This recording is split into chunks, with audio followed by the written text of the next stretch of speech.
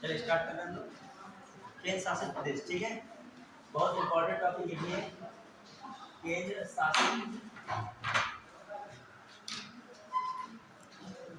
शासित प्रदेश। अभी हाल ही में यूपीपीसीएस में अपर नियुक्त सचिव की परीक्षा हुई थी। अपर नियुक्त सचिव में यहाँ से क्वेश्चन आया था, ठीक है, और उसमें आया था इनमें से कौन सा क्या है गलत है, उसमें बताना था इसमें, ठीक है। तो ये टॉपिक भी बहुत इंपॉर्टेंट है, केंद्र शासित प्रदेश। और इस केंद्र शासित प्रदेश से रिलेटेड एक और था, कुछ विशेष क्षेत्र हैं, तो वो टॉपिक था, वो तो आप लोगों ने क्या है कवर कर लिया होगा। वो कवर कर लिया था, अनुसूचित क्षेत्र था, अनुसूचित जनजाति क्षेत्र, क्लियर। तो अब जो है हम लोग का टॉपिक कौन सा है, केंद्र शासित क्षेत्र। अब देखिए इस टॉपिक में क्या क्या देखेंगे, जितना भी केंद्र शासित राज्य में प्रावधान है वो सारी चीजें यहाँ पे क्लियर हो जाएंगी। इससे क्वेश्चन जैसे क्या जाता है, दिल्ली एक विशेष दर्जा प्राप्त केंद्र शासित प्रदेश है, तो उससे संबंधित आर्टिकल आ गया, क्लियर। अब जैसे मैं क्वेश्चन बना के पूछ रहा हूँ, फिर मैं इस टॉपिक चलता हूँ। कोई भी टॉपिक स्टार्ट हुआ तो पहले उस पर क्या हो जाए, एक क्वेश्चन हो जाए, किस तरीके से उस पर चीजें आती हैं, ठीक है। जैसे पहला स्टेटमेंट मैं पूछ रहा हूँ, आर्टिकल 239 के तहत केंद्र शासित राज्यों का प्रशासन का उल्लेख किया गया है। मैंने पहली लाइन क्या कही है, आर्टिकल 239 के तहत केंद्र शासित राज्यों के प्रशासन का उल्लेख है, पहली लाइन हो गई। फिर दूसरी लाइन, केंद्र शासित प्रदेशों के प्रशासन का संचालन राष्ट्रपति द्वारा होता है, लेकिन इसका माध्यम प्रशासक होता है। केवल एक सही है, केवल दो सही है, एक और दोनों सही है, ना तो एक ना तो दो। समझ रहे हो कि नहीं इस टॉपिक को?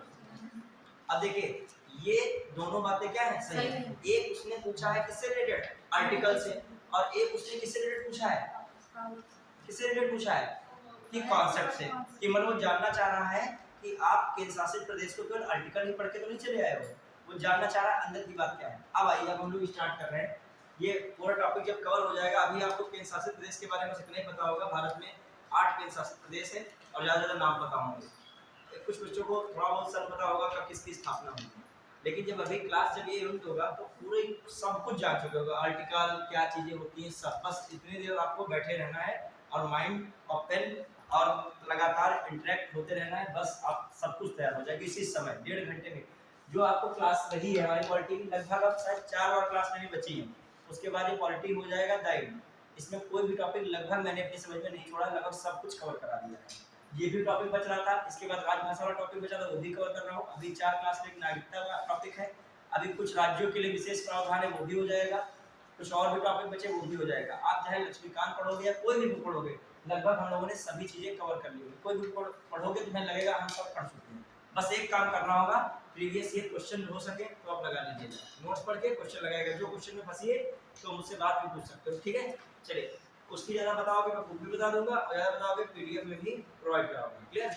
बुक में भी चाहो बुक में भी देख लीजिएगा, वरना मैं पीडीएफ के रूप में सारी भेज दूंगा। शुरू में भेजा था, जहाँ तक भेजा चाहिएगा तो मैं लास्ट तक जितने भी टॉपिक हैं सबकी मैं पीडीएफ बना के भेज दूंगा, ठीक है। आंसर की सही, क्लियर। उसके बाद आंसर की कुछ में नहीं पहुंची थी। आइए देखते हैं किस शासित प्रदेश से इस टॉपिक को देखें क्या है मामला। यदि हम लोग देखें भारत के राज्य क्षेत्र को, जो हम लोग देखें भारतीय राज्य क्षेत्र को, किस क्लास में है, भारतीय राज्य क्षेत्र को, भारतीय राज्य क्षेत्र को संविधान के आर्टिकल 1 के अनुसार, किसके अनुसार 3 भागों में बांटा गया। कितने भागों में बांटा गया, 3 भाग। कितने भागों में बांटा गया, 3 भागों में बांटा गया, क्लियर। 3 भागों में बांटा गया। अब ये 3 भागों में देखते हैं क्या मामला है। पहला जो है आपका, जो पहला रहेगा कौन रहेगा आपका, राज्य क्षेत्र। कौन सा भाग रखा गया, ये राज्य क्षेत्र, मतलब जो आपके स्टेट्स हैं, क्या है, स्टेट है। दूसरे में क्या रखा गया है, केंद्र शासित राज्य, केंद्र शासित राज्य रखे गए हैं। क्या रखा गया, केंद्र शासित राज्य। और तीसरा पॉइंट जो रखा गया है, ये भी बहुत महत्वपूर्ण है। तीसरा पॉइंट क्या रखा गया है, ध्यान रखिएगा। तीसरा रखा गया है ऐसे क्षेत्र, ऐसे राज्य क्षेत्र, ऐसे राज्य क्षेत्र जो भारत सरकार द्वारा किसी भी समय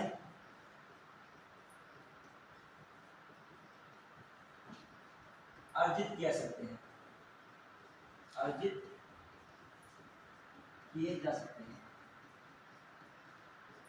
ठीक है, तो इस आधार पे हम लोग देखें तो क्या हो गया, एक तो राज्य क्षेत्र हो गया, दूसरा कौन हो गया केंद्र शासित क्षेत्र, तीसरा कौन हो गया ऐसे राज्य क्षेत्र जो भारत सरकार द्वारा किसी भी समय अर्जित किए जा सकते हैं। तो समझ पाए ये बातें हो गई। तो इसमें से हम लोगों को राज्य क्षेत्र वगैरह देख चुके हैं, राज्य का केंद्र राज्य के संबंध में मेन है इसको बचा था देखना, केंद्र शासित राज्य को देखना है। क्लियर। अब आइए जो हम देखें हम लोग तो इसमें 28 तो राज्य हो गया, राज्य कितने हो गए 28 राज्य हो गए। क्लियर। और कितने यूटीज हैं 8 क्या हो गए यूटीज हो गए, कितनी हो गई यूटीज 8 यूटीज हो गए। क्लियर। 28 राज्य और 8 केंद्र शासित राज्य। अब आइए देखते हैं और फिर क्या है अर्जित राज्य, क्या है अर्जित राज्य। अर्जित राज्य कोई नहीं, अर्जित राज्य कोई नहीं। तो देखा जाए हम लोगों को ये तो हो चुका, समझिए इसको पढ़ना मेन है यूटी इसको, क्योंकि आप राज्य की विधायिका राज्य की कार्यपालिका बहुत कुछ पढ़े हो ना, यूटी कहाँ पढ़े हो, तो यूटी वाला टॉपिक आपका मेन बाकी है। क्लियर। चलिए अब देखते हैं हम लोग, तो ये तो बेसिक मैंने बताया। क्लियर। अब आइए तो कितना आपका है 28 राज्य तो हो गया, लेकिन मेन हम लोग किसको देखना है 8 यूटीज को। अब 8 यूटीज मतलब यूटीज का मतलब यूनियन टेरिटरीज, केंद्र शासित केंद्र शासित राज्य को या प्रदेश को या क्या को संघी संघ शासित क्षेत्र, संघ शासित क्षेत्र। क्लियर। ये बात हो गई। अब एक चीज देखिएगा संघ शासित क्षेत्र। अब एक और इम्पोर्टेंट यहाँ पर क्या है, जो ये संघ शासित राज्य हैं, ठीक है, ये जो भारत की व्यवस्था को एकात्मक व्यवस्था दिखाते हैं। भारत की कौन सी व्यवस्था दिखाते हैं एकात्मक, क्योंकि जो है इनका नियंत्रण किसके हाथों में है केंद्र सरकार। जो आप देखोगे राज्य है, राज्य दिखेगा, राज्य जो होते हैं भारत की संघीय व्यवस्था के सदस्य हैं, संघीय व्यवस्था के सदस्य हैं। राज्य किसके सदस्य हैं संघीय व्यवस्था के सदस्य हैं। लेकिन जो देखा जाए केंद्र जो है संघीय व्यवस्था के सदस्य है, साथ ही केंद्र के साथ शक्ति विभाजन में सहभागी हैं। मतलब कह सकते हो कि जो हम लोग देखें राज्य जो है किस व्यवस्था का सदस्य है संघीय व्यवस्था, लेकिन केंद्र शासित प्रदेश संघीय व्यवस्था का सदस्य नहीं है। ठीक है। फिर मैं कह रहा हूँ जो जो ये राज्य क्या है शक्ति के विभाजन में क्या है सहभागी है, लेकिन केंद्र शासित प्रदेश नहीं। ऐसे स्टेटमेंट वाइज कोई बात दे तो वो सही मानेगी। लिख दे पहला स्टेटमेंट ऐसे डायरेक्ट लिख दे कि राज्य भारत की संघीय व्यवस्था के सदस्य हैं तथा शक्ति के विभाजन में केंद्र के साथ सहभागी हैं। फिर अगला स्टेटमेंट लिखाओ केंद्र शासित प्रदेश पर भारत सरकार का नियंत्रण रहता है। केंद्र शासित प्रदेश भारत की एकाकी प्रगति को दर्शाते हैं। दोनों बातें क्या है सही है, क्योंकि ये बात किसका है संघ को दिखाता है, लेकिन केंद्र शासित प्रदेश ऐसा नहीं। केंद्र शासित प्रदेश खुद ही सोचो, केंद्र शासित मतलब सेंट्रल का शासन, समझ रहे हैं कि नहीं। अब आइए केंद्र शासित प्रदेश,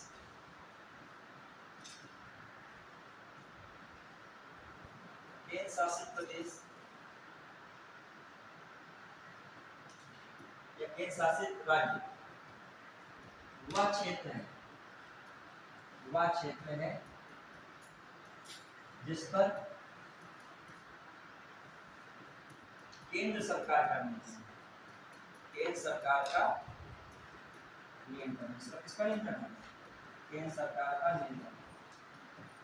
ये कौन सी व्यवस्था को दिखा है एकात्मक। वह क्षेत्र जिस पर केंद्र का नियंत्रण होता है केंद्र शासित राज्य कहलाता है। क्लियर। चलिए अब आइए तो मैंने बेसिक समरी बताई थी क्या क्या चीजें हैं। अब हम लोग देख रहे हैं केंद्र शासित राज्यों का गठन। क्या देखेंगे केंद्र शासित राज्य का गठन, ये तो मैंने बेसिक बताया आपको। हर एक चीज में बेसिक भी जानना जरूरी होता है कि कभी कभी क्या होता है, स्टेटमेंट बना के कुछ चीज पूछ लेता है। मान लिया आखिर टॉपिक आप क्या पढ़ रहे हो, केंद्र शासित राज्य पढ़ रहे हो, तो केंद्र शासित राज्य में आखिर क्या इंपॉर्टेंस है, ठीक है, वो देखनी थी। अब आइए हम लोग क्या देख रहे हैं, केंद्र शासित राज्यों का गठन।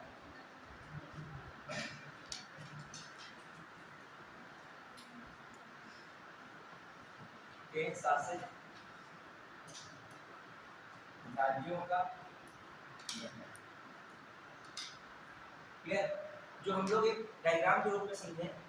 सबसे पहले जो देखा जाए ब्रिटिश काल, अभी मैं दिखाई और लैंग्वेज नहीं दिखा रहा हूँ, जो मान लीजिए ब्रिटिश काल था। अब ब्रिटिश काल में 1874 की बात चल रही है। 1874 में अनुसूचित जिले बनाए गए। अनुसूचित क्या बनाए गए, जिले बनाए गए, क्लियर। ये अनुसूचित जिले बनाए गए, बाद में इन्हें क्या कहा गया, बाद में इन्हें मुख्य आयुक्तीय क्षेत्र, मुख्य आयुक्तीय क्षेत्र कहा गया। क्या कहा गया, मुख्य आयुक्तीय क्षेत्र। जब भारत आजाद हो गया स्वतंत्रता के बाद, स्वतंत्रता के बाद क्या हुआ, स्वतंत्रता के बाद इन्हीं मुख्य आयुक्तीय क्षेत्र को किसमें रख दिया गया, भाग ग व भाग ग में रखा गया। भाग किसमें रखा गया, ग का खा गा घा बने गए थे, तो ग और घा में किनको रखा गया, जो यही मुख्य आयुक्तीय क्षेत्र है, क्लियर। फिर वो क्या रहा है कि 7वां CAA मतलब संविधान संशोधन अधिनियम, ठीक है, 7वां संविधान संशोधन 1956 तथा राज्य पुनर्गठन अधिनियम 1956 द्वारा इसे समाप्त करके, इसे क्या करके समाप्त करके, क्लियर, केंद्र शासित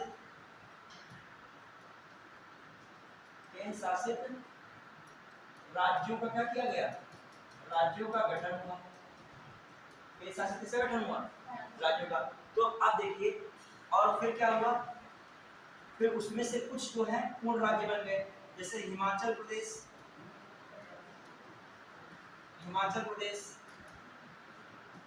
मिजोरम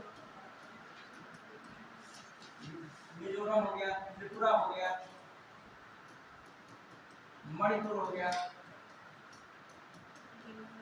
अरुणाचल प्रदेश हो गया,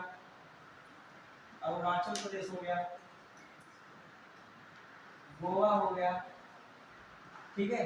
तो ये क्या कर दिए गए, बाद में ये क्या बन गए, पूर्ण राज्य बन गए। क्या बन गए, पूर्ण राज्य बन गए। कुछ केंद्र शासित प्रदेश ही बने रहे। अब देखिए मैं बताना क्या चाह रहा हूँ स्ट्रक्चर के रूप में, कि ऐसा नहीं है कि एकदम केंद्र शासित प्रदेश आ गए, एकदम कुछ चमत्कार हुआ, ऐसा नहीं। एक प्लान पूरा मतलब एक प्रोसेस रहा। सबसे पहले क्या है, ब्रिटिश काल में 1874 में क्या हो रहा था, अभी मैं लिखा दूंगा लैंग्वेज पसा, मैं बताना चाह रहा हूँ, फिर आगे भी बढ़ूंगा। कि सबसे पहले क्या देखा गया, अनुसूचित जिले बनाए गए। अनुसूचित जिले बाद में क्या कहलाए, मुख्य आयुक्तीय क्षेत्र कहलाए। और फिर मुख्य आयुक्तीय क्षेत्र स्वतंत्रता के बाद उनको कहाँ पे रखा गया, भाग सी और भाग डी में। पार्ट सी और डी है, भाग ग और भाग घ में। और फिर बाद में 7वां संविधान संशोधन 1956 में हुआ। राज्य पुनर्गठन अधिनियम 1956 द्वारा क्या कर दिया गया, इसे समाप्त करके क्या किया गया, केंद्र शासित राज्यों का गठन किया गया। तो केंद्र शासित राज्यों की जो गठन की इसमें बात आई थी, कितने केंद्र शासित राज्य गठन किए गए थे, 6। कितने किए थे, 6 केंद्र शासित क्षेत्र। यूटीज कितने थी, 6। एंड स्टेट्स कितने थे, स्टेट्स कितने थे, 14 थे। कितने थे, स्टेट 14 थे, क्लियर। ये बात आ रही थी।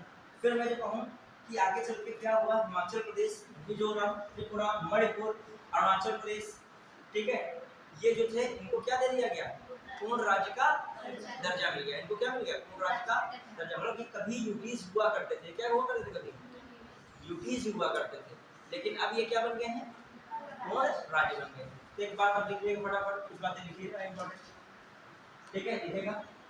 ये ऊपर हेडिंग डाल देते आप, क्या है, केंद्र शासित राज्यों का गठन। फिर हम आगे बढ़े, क्लियर। ब्रिटिश काल में 1874 में, हम बोल दो लोग ना आपको, ब्रिटिश काल में 1874 में अनुसूचित जिले बनाए गए। ब्रिटिश काल में 1834 में अनुसूचित जिले बनाए गए। थोड़ा स्कूल में लिखेगा। बाद में इन्हें मुख्य आयुक्ति क्षेत्र कहा गया। बाद में इन्हें मुख्य आयुक्ति क्षेत्र कहा गया। स्वतंत्रता के बाद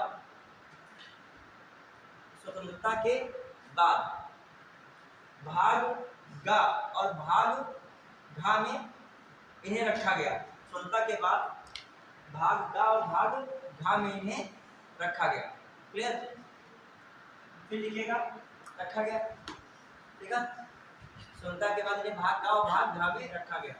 फिर आ जाइए, फिर 7वां संविधान संशोधन 1956, 7वां संविधान संशोधन 1956 तथा राज्य पुनर्गठन अधिनियम 1956 द्वारा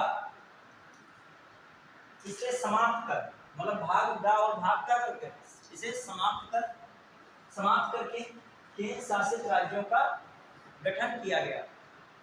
समझ में? केंद्र शासित राज्यों का गठन किया गया। और ब्रैकेट में लिख लीजिएगा ऐसे ही 6 यूटीज बने थे और कितने बने थे? 14 राज्य बने थे। ये भी क्वेश्चन आ चुका है। 7वां जो है संविधान संशोधन था, राज्य पुनर्गठन अधिनियम के तहत कितने राज्य बने थे? 6। ठीक है, और ये आपका 14 राज्य। अच्छा, ये 7वें वाले से कितने राज्य बने थे? 1956 में कितने राज्य थे? 14 राज्य थे। और कितनी यूटीज थी? 6। क्लियर? लिख पाए? फिर आइए अगला, हिमाचल प्रदेश हो गया, त्रिपुरा हो गया, मिजोरम, मणिपुर, अरुणाचल प्रदेश तथा गोवा को पूर्ण राज्य का दर्जा, बाद में पूर्ण राज्य का दर्जा मिला। बाद में यूटी से पूर्ण राज्य का दर्जा मिला। ठीक है, देखा जाए फिर इसमें जो हम लोग देखें,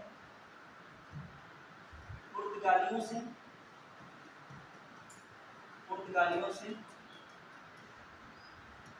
दादरा नगर हवेली, दमन दीव व गोवा को मुक्त कराकर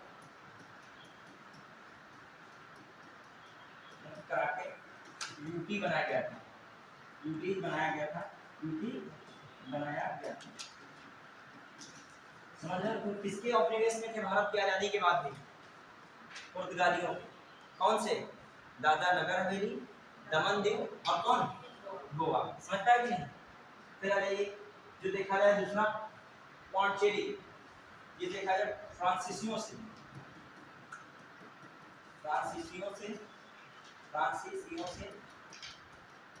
किसको मुक्त कराकर? पौंडचेरी उसमें इसका नाम क्या था? पौंडचेरी को मुक्त कराके फ्रांसीसियों से पौंडचेरी को मुक्त कराके यूटी बनाया गया।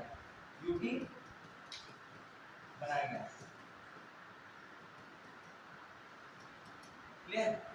समझ जाए? इनको यूटी बनाया गया था। बढ़ाएंगे तो ये भी ध्यान रखेगा। अब आ जाइए, आगे बढ़ते हैं।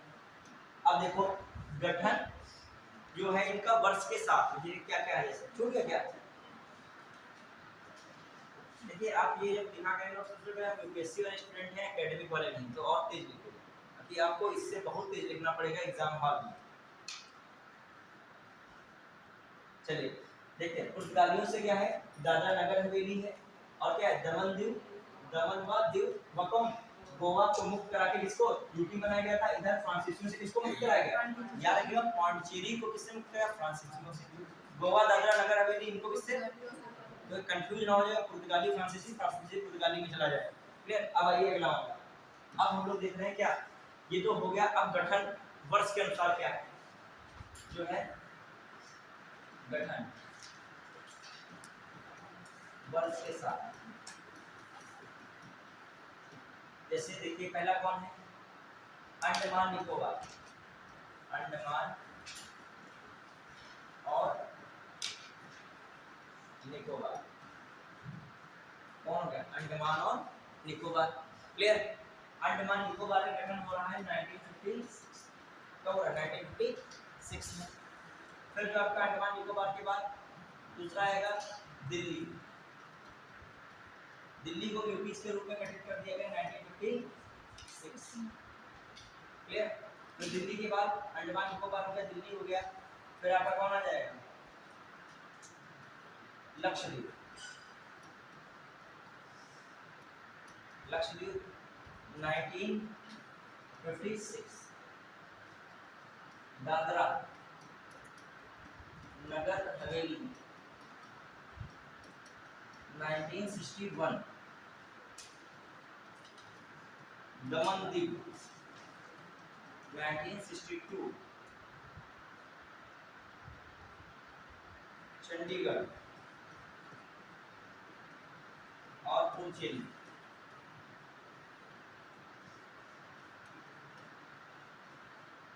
1966। क्लियर? तो जो ये देखा जाए, ठीक है, चलिए ये देखते हैं हम लोग क्या मामला है। ये पूरा जो है गठन के वर्ष है। क्लियर? पुडुचेरी को कहीं कहीं इसको जो है, इसको चंडीगढ़ लिखेगा, इसको लिखेगा पुडुचेरी को 1963। पुडुचेरी क्या लिखेगा 1963। हाँ, पुडुचेरी को कौन सबसे आखिरी में गए तो पुर्तगाली है। ये इससे मत नापिएगा, गड़बड़ा जाएगा।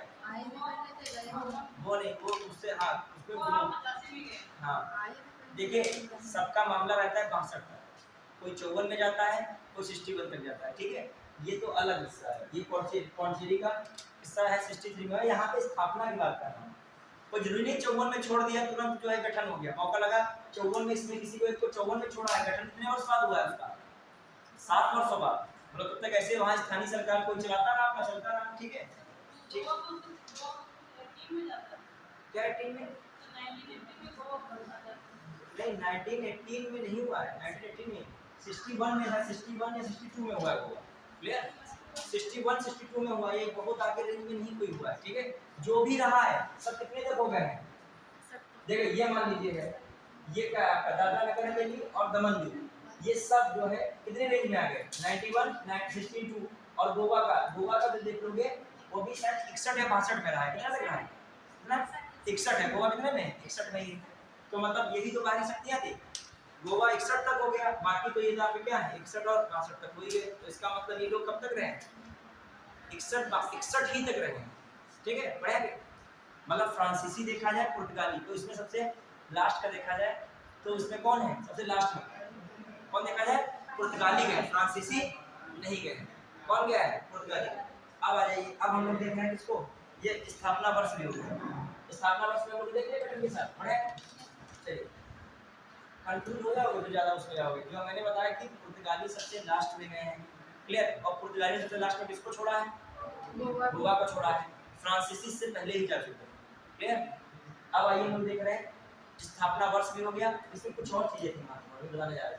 अब आइए देखते हैं अंडमान निकोबार, तो ये ठीक है, लेकिन ये जो है ध्यान दीजिएगा, दिल्ली को राष्ट्रीय राजधानी क्षेत्र,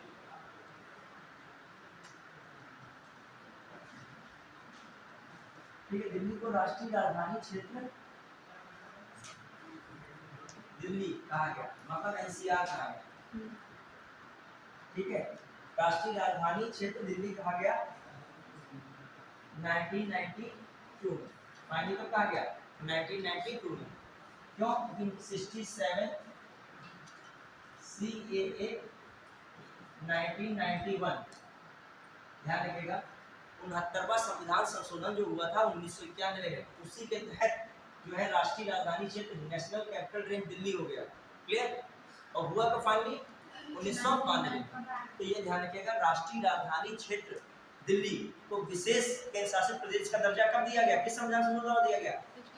69वें संविधान संशोधन द्वारा राष्ट्रीय राजधानी क्षेत्र दिल्ली को क्या ये दर्जा मिला। क्लियर? अब विशेष केंद्र शासित प्रदेश का दर्जा मिला, ये भी याद रखिएगा। स्थापना तो कब हो चुकी है? 1956। क्लियर? आगे बढ़े, चलिए अब आइए देखिए लक्षद्वीप के बारे में देखते हैं। लक्षद्वीप का 1973 तक इसे लक्षद्वीप कॉमा लक्षद्वीप हो गया मिनी कॉय तथा अमीनी द्वीप समूह कहा गया। क्या कहा गया? अमीनी द्वीप समूह। क्या कहा गया? अमीनी द्वीप समूह कहा गया। क्लियर? तो याद रखिएगा 1973 तक इसे क्या कहा गया? लक्षद्वीप मिनी कॉय तथा अमीनी द्वीप समूह से कहा गया। क्लियर? तब देखिए अब आइए किसकी बात हो रही है? दादरा नगर हवेली दमन दीव, इन दोनों की बात लेकर आओ। यहाँ पे तीर बना सकते हो आप। इनको क्या किया गया? 26 जनवरी 2020 को दोनों को मर्ज कर दिया गया। दोनों को एक केंद्र शासित प्रदेश बनाया गया। क्या नाम हो गया है? दादरा नगर हवेली व दमन दीव। दादरा नगर हवेली व दमन दीव। क्लियर? दादरा नगर हवेली व दमन दीव। क्लियर? तो याद रखिएगा इन दोनों क्या कर दिया गया? 26 जनवरी 2020 को दोनों को क्या कर दिया गया? एक केंद्र शासित प्रदेश बना दिया गया राष्ट्रपति के नोटिफिकेशन द्वारा। राष्ट्रपति की सूचना द्वारा। क्यों? तो केंद्र शासित प्रदेश में पावर किसको दे दी गई है? राष्ट्रपति। बढ़ा है। अभी देखते हैं अब एक चंडीगढ़ और पुडुचेरी के मामले में। पुडुचेरी को क्या देखते हैं? लिख पाए कि नहीं? देखिए जो क्लास में रहेगा इंफॉर्मेशन का उसे भंडार मिलेगा, दिमाग में सेट होगा। पहला बहुत ज्यादा टाइम में लोग पढ़ाते हैं, हम जो प्रयास करते हैं पूरा कवर कर दें। इसीलिए बस बैठे रहिए, पेन चलाते रहिए, दिमाग चलाते रहिए, लास्ट का क्वेश्चन वाली अभी बहुत कायदे से पढ़ते मिलेगा। फिर आ जाइए कोई सी बातें नहीं रखेंगे। अब देखिए पुडुचेरी में ध्यान देकर, पुडुचेरी में क्या है? इसको हम लोग कहें 2006 तक इसे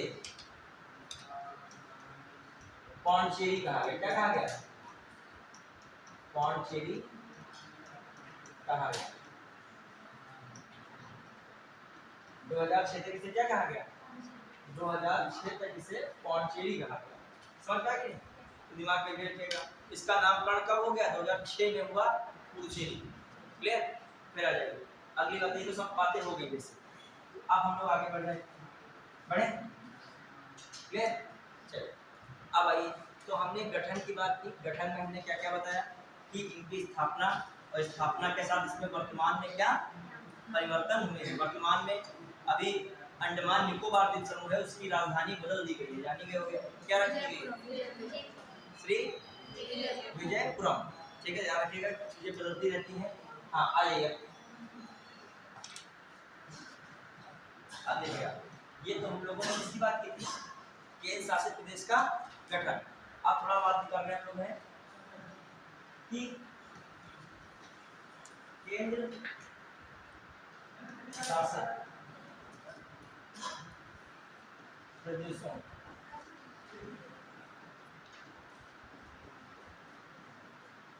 की स्थापना के कारण, स्थापना या गठन के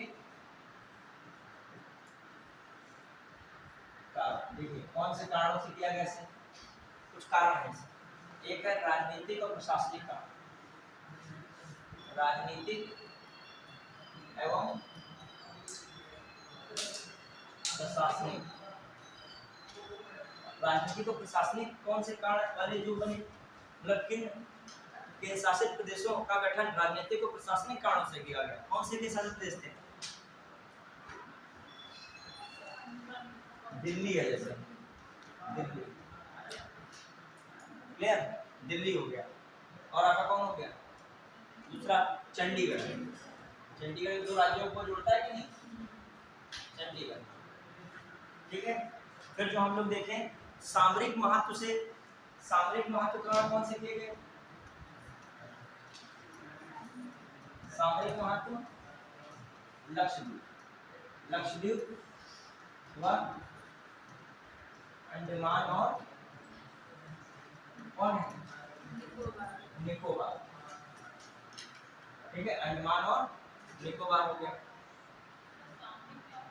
सामरिक का मतलब कि कोई अटैक कोई अन्य देश करे तो आप वहां से कुछ चीजें क्या कर सकते हो, संभाल सकते हो। ठीक है, मतलब कह सकते हो कि विदेश से रिलेशन इसका रहता है। सामरिक का मतलब स्ट्रेटेजिकल पॉइंट समझ लीजिए, कोई युद्ध है, संघर्ष है, कहीं बाहरी आक्रमण है, तो आप वहां से अपने देश की स्थिति क्या करो, मजबूत करो। तो देखिए मान लीजिए इधर साइड में लक्षद्वीप है, ठीक है, इधर साइड में कौन है, अंडमान निकोबार। लक्षद्वीप भी इधर की एरिया को इधर कवर कर रहा है, इधर से जो भी जहाज वगैरह जाएंगे, क्लियर। इधर अंडमान निकोबार, इधर पूरा इंडोनेशिया और आपका साउथ ईस्ट एशिया जुड़ा हुआ है, क्लियर। चाइना की कोई शिप है तो यहाँ पे रोका जा सकता है। ये कोई इधर से मामला समुद्र वाला है तो उसको भी रोक सकते हैं। तो सामरिक महत्वकांड दोनों पर लिया गया कौन है, इन शासित देश कौन हो गए, लक्षद्वीप और, ठीक है। फिर और देखे जाए जैसे मान लीजिए सांस्कृतिक महत्वकांड,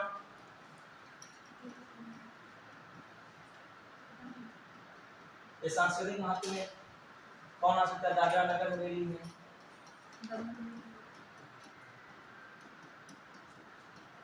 दमन दीव है, पौंडीचेरी है, ठीक है। ये क्या है, सांस्कृतिक महत्वकांड। अब देखा जाए पिछड़े तथा अनुसूचित लोगों की देखभाल के लिए क्या बनाए गए थे, वही अरुणाचल प्रदेश।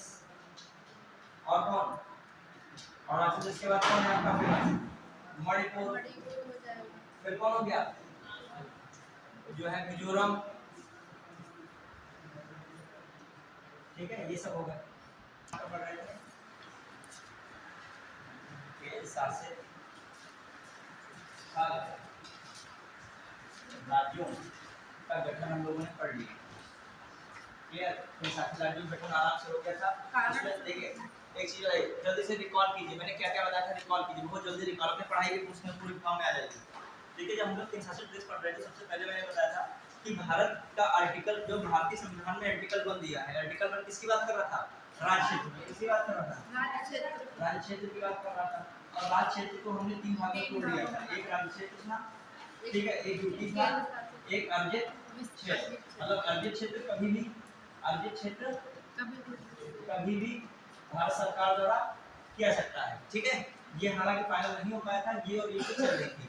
कितने राज्य हम लोगों ने पढ़े थे, 28 यूटीज हैं, 8, देखिए 8 यूटीज वर्तमान में, क्लियर। अब आइए हम लोगों ने क्या क्या देखा था, यूटीज के बारे में देखा था, कौन कौन सी यूटीज हम लोगों ने देखा था, ये दिल्ली है 60 मिली टाउन, अंडमान निकोबार है, क्लियर, और साथ साथ लक्षद्वीप है, कौन है, लक्षद्वीप। ये कब सब बने थे, 1956 में। फिर मैंने किसकी बात कही थी, दादरा नगर हवेली की बात करी। दादरा नगर हवेली कब बनी थी, 1961 में। दमन दीव कब बना था, 1962 में। और दोनों को मर्ज कर दिया गया था 26 जनवरी 2020 में, क्लियर। ये तो बताया था मैंने। फिर आइए इसके बाद हम लोग चर्चा की थी किसकी, चंडीगढ़ मानी, चंडीगढ़ था 1966 था, क्लियर, चंडीगढ़ 1966। और इसी के साथ हम लोगों ने एक और बात की थी कि चंडीगढ़ के अलावा पुडुचेरी का 1963। अच्छा अब आइए पुडुचेरी जो है, एक चीज समझिए, पुडुचेरी से इसका नाम पुडुचेरी का पड़ा 2006 से, ठीक है। और यहाँ पर जो एक और बात आई थी किसकी, जो यहाँ पर किसका नाम है था, लक्षद्वीप का नाम, लक्षद्वीप कब से पड़ा, 1973। ये सब मैंने बता दिया था। अब आइए हम लोग देख रहे हैं संघ शासित राज्यों का प्रशासन, किसका देख रहे हैं, संघ शासित राज्यों का प्रशासन। संघ शासित राज्यों का प्रशासन, ठीक है, संघ शासित राज्यों का प्रशासन। हाँ, स्थापना के कारण जो हमने बताए थे वो बता दिया था आपको, उस टाइम याद कीजिएगा। क्या क्या बताया था सबसे पहले, राजनीतिक और प्रशासनिक, एक राजनीतिक व प्रशासनिक कारण मैंने बताया था, और राजनीतिक प्रशासनिक कारण से कौन बना था, दिल्ली, चंडीगढ़, खासकर दिल्ली और चंडीगढ़, क्लियर, चंडीगढ़ बना था। फिर जो मैंने बताया सांस्कृतिक कारणों से बना था, खासकर दादरा नगर हवेली है, नगर हवेली, पुडुचेरी, ये सब किससे बन रहे थे, सांस्कृतिक कांड। फिर जो मैं देखूं सामरिक रूप से, कौन से सामरिक, सामरिक रूप से देखा जाए तो सामरिक रूप से क्या देख सकते हैं हम लोग हैं, हाँ सामरिक रूप में लक्षद्वीप था और दूसरा अंडमान एंड निकोबार। मैंने सब लिखा है तब मैं साथ में लिख रहा हूँ, ठीक है। और मैंने एक बताया था, मैंने ये भी बताया था जो पिछड़े तथा अनुसूचित लोगों की देखभाल के लिए कौन बनाए गए थे, वही मिजोरम, मणिपुर मिजोरम त्रिपुरा अरुणाचल प्रदेश, ये सब बने थे। बाद में ये क्या बन गए, पूर्ण राज्य के रूप में बन गए। क्लियर। अब आइए, अब हम लोग देख रहे हैं अगला, इसी में पॉइंट है, क्या है, संघ शासित राज्यों का प्रशासन। संघ शासित राज्यों क्या है, प्रशासन। ध्यान दीजिएगा, संघ शासित राज्यों के प्रशासन में हम लोग चर्चा करेंगे। आराम से पढ़िए इसको। देखिए देखिए, ज्ञान हमेशा लेते रहिए, पढ़ाई बहुत जरूरी चीज होती है। कब किस टॉपिक की जरूरत पड़ जाए, चाहे जॉब में हो, चाहे कहीं पर आपकी पर्सनालिटी डेवलपमेंट हो, देखिए हर चीज आपकी कभी भी जरूरत पड़ सकती है। ज्ञान हमेशा आपका पर्सनल है, समझ रहे हो कि नहीं, वो आपसे कोई भी नहीं दे सकता है। और जहाँ आपको ज्ञान दिखाने का मौका मिलेगा वहाँ आप अपनी पर्सनालिटी अलग बना लोगे। तो आपसे पढ़ाई कर रहे हो, अभी मान लीजिए यही एग्जाम हॉल में हाल होगा, जो नॉलेज कर रहा है वो क्वालिफाई कर जाएगा, जो बाकी भीड़ चली जाएगी, समझ रहे हो कि नहीं। तो आज हमारा ये टॉपिक है, इसमें इधर उधर बहुत लोग टहल रहे हैं, नहीं पढ़ रहे हैं, तो उनका टाइम तो जा ही रहा है। ये अभी सुबह शाम से पूरी शाम हो जाएगी, अभी दोपहर अभी शाम ढल जाएगी, क्या है, फिर शाम हो जाएगी, रात हो जाएगी, खाना खाओगे, फिर वो दिन गए। तो अब हम लोग अपने टॉपिक पे हैं, मान लीजिए इसमें इस टॉपिक को पढ़ लिया इस समय, उसका ये टॉपिक क्या होगा, और यही आपकी पढ़ाई में जुड़ेगा। ये इन्वेस्टमेंट है, ये आपकी पढ़ाई में इन्वेस्टमेंट हो रहा है। स्टूडेंट का सबसे बड़ा इन्वेस्टमेंट हर टाइम नॉलेज लगभग लो, बस यही आपका इन्वेस्टमेंट है। क्योंकि आपका व्यापार तो है नहीं करोड़ों इन्वेस्टमेंट करोगे, इतने डालोगे उतने निकलेंगे। आपका इन्वेस्टमेंट क्या है, एजुकेशन। जितना इन्वेस्टमेंट करोगे आउटपुट बाद में क्या मिलेगा, उतना एग्जाम में बेहतर मिलेगा। क्लियर। हमने क्यों आपको जोड़ा पुरानी चीजों से, क्योंकि आप अपनी उसमें भूमिका में आ जाइए, जिसमें हम लोगों ने स्टार्ट किया टॉपिक। अब आइए हम लोग किसकी बात कर रहे हैं, संघ शासित राज्यों का प्रशासन। देखिए कितना इंपॉर्टेंट टॉपिक है। अब देखिए ये भाग कौन सा है, भाग 8। भाग किसमें, संविधान के भाग 8 के अंतर्गत आर्टिकल 239 से आर्टिकल 241, आर्टिकल 239 से आर्टिकल 241 के अंतर्गत, ठीक है, संघ शासित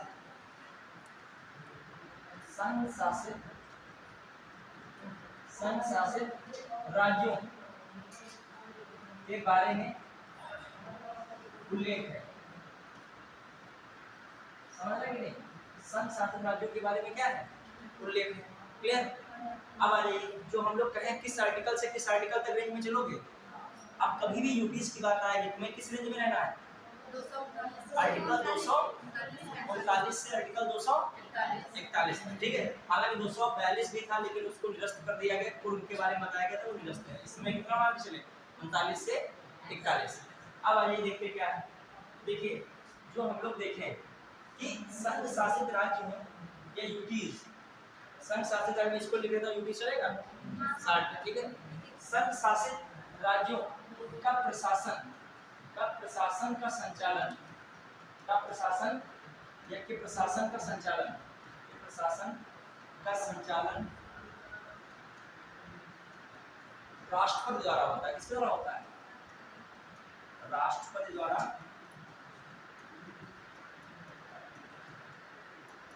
राष्ट्रपति द्वारा किसके द्वारा होता है, राष्ट्रपति द्वारा होता है।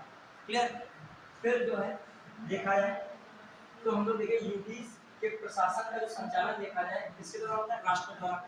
अब आइए, लेकिन राष्ट्रपति डायरेक्ट कैसे कर सकता है, मान लीजिए राष्ट्रपति दिल्ली में है और यूटीज कहाँ पे है, अंडमान निकोबार, वो समुद्र में, लक्षद्वीप इधर चले जाइए हिंद महासागर साइड में, आप बिल्कुल ऊपर चले जम्मू कश्मीर, आप क्या वो संचालन कर पाएंगे क्या, नहीं।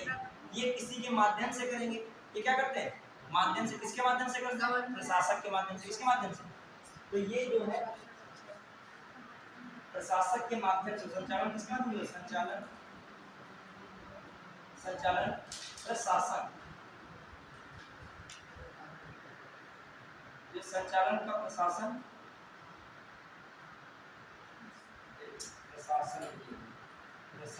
का संचालन प्रशासक के माध्यम से होता है। संचालन किसके माध्यम से होता है, प्रशासक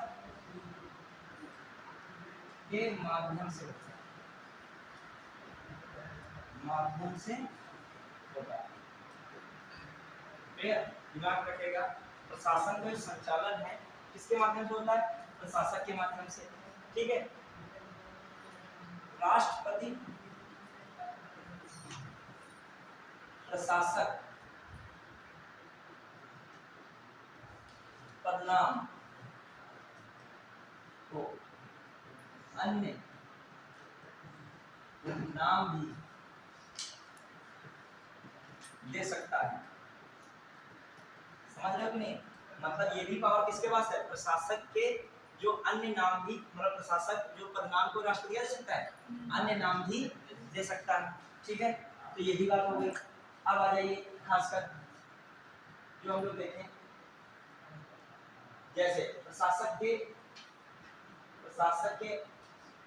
अन्य नाम क्या है? इसे अन्य नाम में खासकर कौन रहता है? अन्य नाम में राज्यपाल। कौन है? उपराज्यपाल। उपराज्यपाल खासकर एक मुख्य अक्षर चलता है, लेकिन मेन जो क्या चलता है? राज्यपाल, उपराज्यपाल। लेफ्टिनेंट गवर्नर क्या चलता है? तो बहुत जगह लेफ्टिनेंट गवर्नर, तो भाई कहाँ लेफ्टिनेंट गवर्नर? दिल्ली में, दिल्ली में जो है प्रशासक क्या कहा जा रहा है? Lieutenant governor. अंडमान निकोबार में, अंडमान निकोबार में क्या कहा जा रहा है? गवर्नर। क्लियर? फिर आ जाइए जो हम लोग देखें इधर साइड में आपका पुडुचेरी में, पुडुचेरी में भी क्या कहा जा रहा है? उपराज्यपाल। क्या कहा जा रहा है? उपराज्यपाल।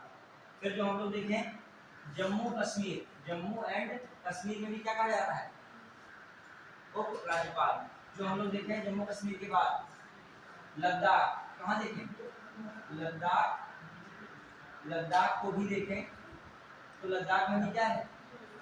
उपराज्यपाल। समझ रहे हो? मतलब प्रशासक को कहाँ पर उपराज्यपाल कहा जा रहा है? दिल्ली, अंडमान निकोबार और पुडुचेरी, जम्मू कश्मीर और लद्दाख। क्लियर? आप सामान्य स्टूडेंट को वैसे भी नहीं रहेंगे, ये डेली आप 4.5 घंटा कोचिंग ही पढ़ रहे हो, तो सामान्य स्टूडेंट की वो भी बस की बात नहीं है। मैं बता रहा हूँ, सिविल की 4.5 घंटा क्लास करना भी अपने आप में बहुत बड़ी बात है। उनको बता रहा हूँ, जो कर रहा है समझ लो वो अपने उस ट्रैक पे चल रहा है। यदि कोई स्टूडेंट 4.5 घंटा यहाँ आके पढ़ता है, ये भी बहुत बड़ी बात है, क्योंकि जो सिविल में टीचर पढ़ाएगा, कॉमन सी बात, कोई वो मजेदार चीज ऐसी नहीं होगी जो है फिल्म टाइप की होगी। आपके अंदर 4.5 घंटा बैठने की पावर आई, देखा जाए। अभी आप पिक्चर देखिए 3 घंटा कितनी बड़ी लगेगी। अब जो डेली आप 4.5 घंटा यही देख रहे हो और 2-3 घंटा भी घर में आप देख रहे हो, तो कम से कम वो सब्जेक्ट तो खत्म हो रहा है। हमारे पॉलिटी तो आपकी कि एक विषय क्या हुआ, वो भी ऐसा खत्म है, स्त्री खत्म हुआ। ये नहीं है कि वन लाइनर टाइप का कुछ खत्म हुआ। स्त्री, ये मोटी बुक देखिए लक्ष्मीकांत, वो लगभग खत्म हुई है आपकी। वैसे ही और बहुत सारी चीजें उसमें हमने क्या कर दी है? ऐड कर दी है। अब मान लीजिए अगला विषय शुरू हो, अगला इधर आपकी ज्योग्राफी में तो खत्म हो रही लगभग है, तो आपने 2 बड़े विषय क्या कर लिए? लगभग 40-50 नंबर का मामला बना लिया अपना है। पृष्ठभूमि आपने क्या कर लिए? तैयार कर लिए, पिच तैयार है। अगले विषय आएंगे तो आप स्कोर करना शुरू करोगे। अब ऐसे निकलता जाएगा, कोई बच्चा कहेगा हम अगले विषय पढ़ेंगे, वो आएगा समय। अब अगला मान लीजिए 4-5 क्लास में पॉलिटिकल है, उसके बाद अगली क्लासेस शुरू हो जाएंगी। अब तुम ये छोड़े बैठे हो, अगले का कोई महत्व नहीं है। न्यू ना बनाओ, बढ़िया बिल्डिंग ना बनाओ, ऊपर 2 मंजिल बनाने से क्या मतलब? भरभरा के गिर जाएगा। तो बेसिक ही नहीं, जब बेसिक चल रहा था तो तुम ऊपर चिंता कर रहे थे। अब जो स्टूडेंट पढ़ गया पहले ये बना लिया अपना मजबूत किला, अब अगला सब्जेक्ट वो छोड़ेगा, तो आप लोग 4.5 घंटा पढ़ रहे हो कि आगे के सब्जेक्ट आएंगे, छोड़ोगे क्या? उसको भी तो पढ़ोगे कायदे से, और वो है वो पढ़ेंगे, पीछे रह जाएंगे उसमें। चलिए, हमेशा आप A to Z हर चीज की तैयारी, ये आपके ऐड हो रहा है ना पेपर में। अब आइए इसमें देखते हैं प्रशासक को नाम से जानते हैं। अच्छा, तो प्रशासक कहाँ कह रहे हैं? सामान्यतः अन्य जगह है, उन्हें कहाँ का है? अन्य जगह में क्या कहा जा रहा है? जो अन्य जगह के यूपीज हैं उनमें क्या कहा जा रहा है? प्रशासक। तो ये भी कहीं स्टेटमेंट आ जाए कि दिल्ली, पुडुचेरी, जम्मू कश्मीर, लद्दाख, अंडमान निकोबार में प्रशासक को उपराज्यपाल के नाम से भी जाना जाता है। फिर अगला स्टेटमेंट हो कि प्रशासक का पदनाम इत्यादि बदलाव करने की शक्ति राष्ट्रपति में निहित है। तो दोनों बातें क्या है? सही है, बात खत्म है। फिर अब आ जाइए आगे की बात। अब देखिएगा, मतलब कह सकते हो सीधा सीधा ड्यूटीज को रेगुलेट करने का पावर किसके पास है? देखा जाए राष्ट्रपति। भले करता कौन है, माध्यम कौन है? प्रशासक। क्लियर? अब आइए इसमें क्या जो हम लोग देखें, लेकिन कुछ ऐसी ड्यूटीज हैं यहाँ पर कह सकते हो विधानसभाएं, कुछ यूटीज में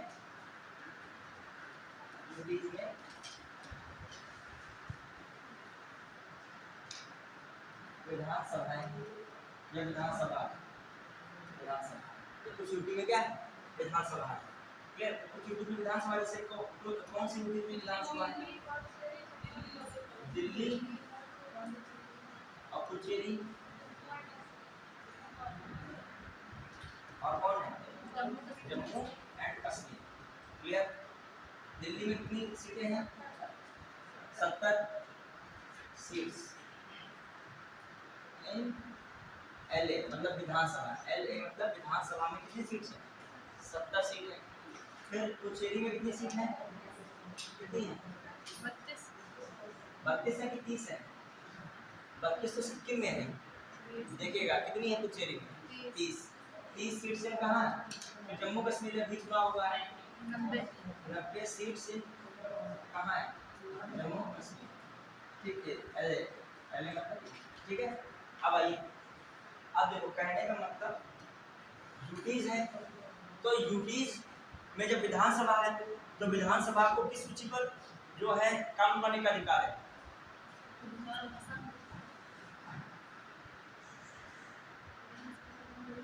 यूटी वाली जो है विधानसभा वाली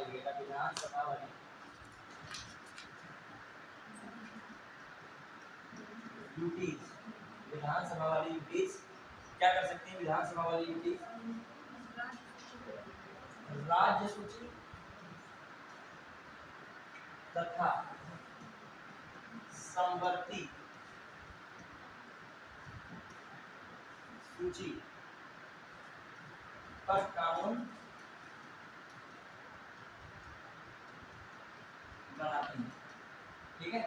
बनाते मतलब जो विधानसभा वाली यूटीज हैं राज्य सूची और किस पर? समवर्ती सूची पर कानून बनाती हैं। ठीक ध्यान रखिएगा राज्य सूची तो बना ही सकती है समवर्ती पर, लेकिन संसद भी वहां पर राज्य सूची में अगर कानून नहीं बनाती है संसद, लेकिन यहाँ संसद भी क्या कर सकती है? तीनों सूची पे कानून आ सकती है।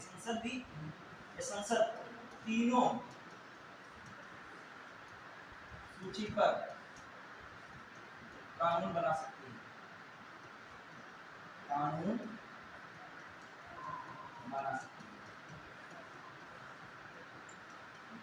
समझना इस बात को? मैं कह रहा हूँ संसद तीनों सूची पर कानून बना सकती है। तो एक दिमाग में ये भी रखेगा जब संसद कहा जाए तो तीनों सूची पर कौन कानून बनाने की शक्ति रखता है? संसद भी रखता है। अब आ जाइए अब तुम्हारे मन में ये होगा तीनों सूची का मतलब वो जो यूटी सही है। मान लीजिए इन तीन के अलावा जो यूटीज हैं उनमें तो ये बात बिल्कुल पूरी तरीके से क्या बैठ रही है? फिट बैठ रही है। मेरा कहने का मतलब जिन यूटीज में विधानसभा ही नहीं है तो राज्य सूची और समवर्ती सूची पर क्या कानून बनाएंगे? समझ पा रहे मेरी बात?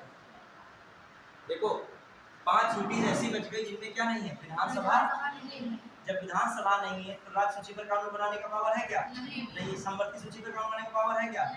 अब जब है ही नहीं और संघ वाला तो संघ बनाएगा ही। संघ का मतलब संसद बनाएगी, उस पर तीनों बना ही सकते हैं। लेकिन यहाँ तक ये भी पावर है विधानसभा वाली सूची, विधानसभा वाली जो है यूटी उन पर भी संसद क्या कर सकती है? कानून बना सकती है। मैं समझे? तो संसद क्या हो सकती है?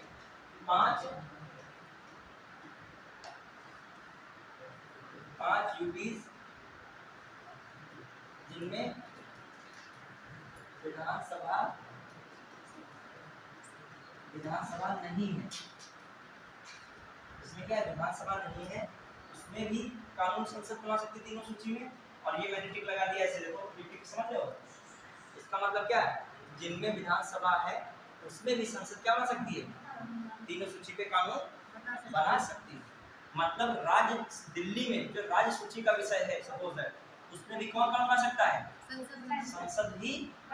तभी देखा जाए चाहे दिल्ली में मुख्यमंत्री हो जाए, पुडुचेरी में मुख्यमंत्री हो जाए, जम्मू कश्मीर में मुख्यमंत्री हो जाए, लेकिन फाइनली देखा जाए पावर किसके पास रहेगी? यहाँ पे संसद मतलब केंद्र सरकार। संसद मतलब देखिए जो पॉलिटिक्स पढ़ा वाला बंदा नहीं जान पाएगा। कौन जानेगा?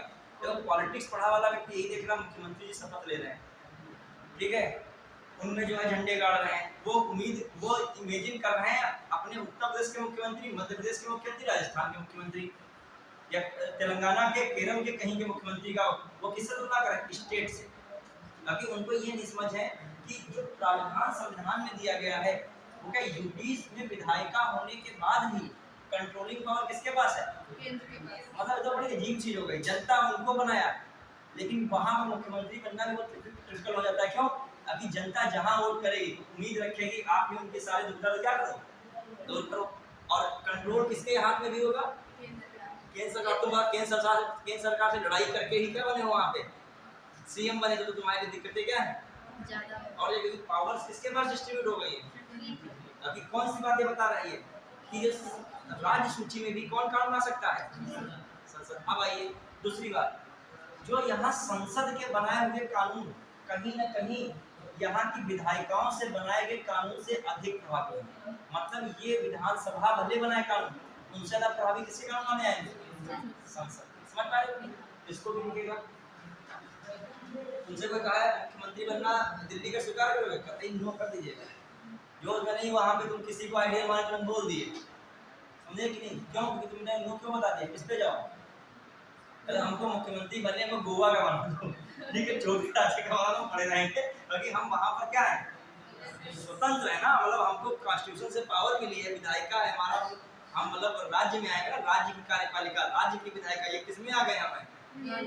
ये यूटीज प्रावधान में आ गए। यूटीज के प्रावधान में हर जगह यही पहली लाइन ही मैंने लिखा है इसमें है, केंद्र सरकार का जहाँ पर नियंत्रण होता है वही क्या कहलाते हैं? केंद्र शासित।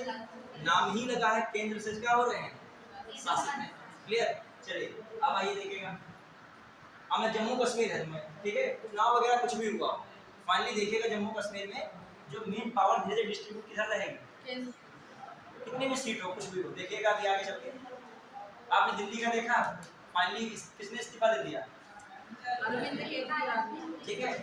अभी जम्मू कश्मीर में देखिएगा, मतलब वहाँ पे कोई भी केंद्र सरकार में, बीजेपी कोई में XYZ कोई भी हो, अभी जो केंद्र की सरकार होगी इनडायरेक्टली उसी का वहाँ पे क्या होगा?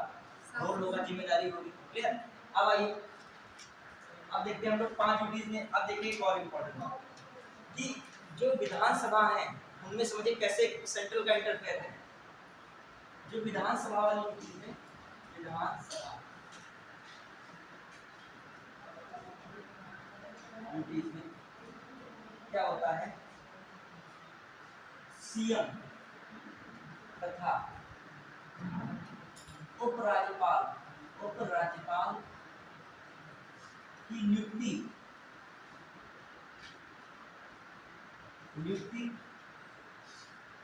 कौन करता है? राष्ट्रपति करता है। अपॉइंटमेंट कौन करता है? राष्ट्रपति करता है। राष्ट्रपति करता है। क्लियर? विधानसभा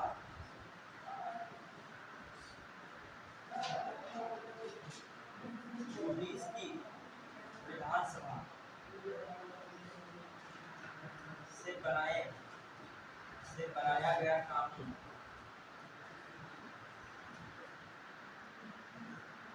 संसद द्वारा बनाए कानून से ज्यादा प्रभावी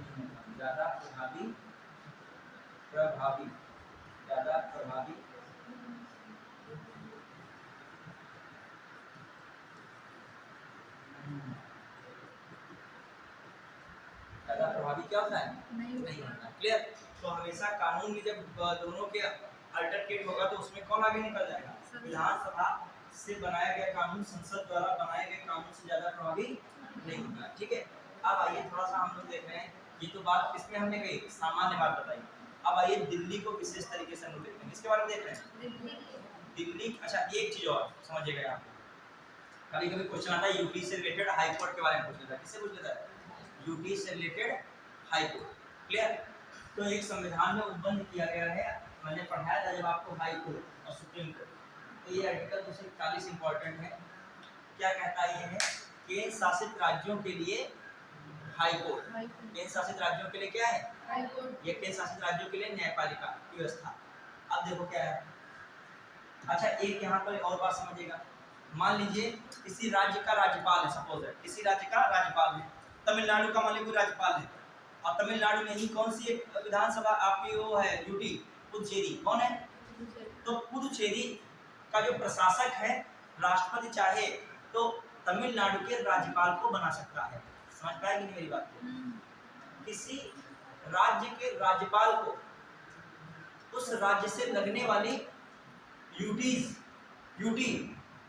का प्रशासक राष्ट्रपति द्वारा नियुक्त किया जा सकता है। लाइन लिख लीजिए चाहे इस बात को। समझ पाए कि नहीं?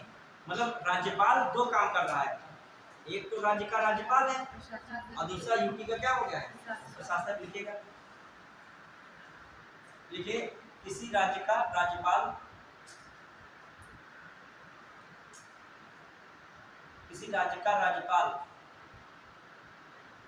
उस राज्य से संबंधित राज्य से लगने वाले यूटी का, संबंधित राज्य से लगने वाली यूटी का, संबंधित राज्य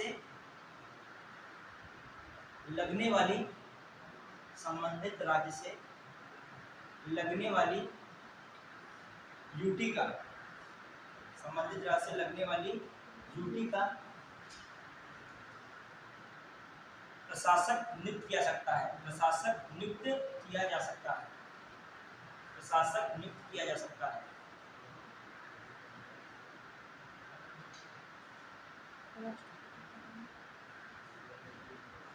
उस यूटी में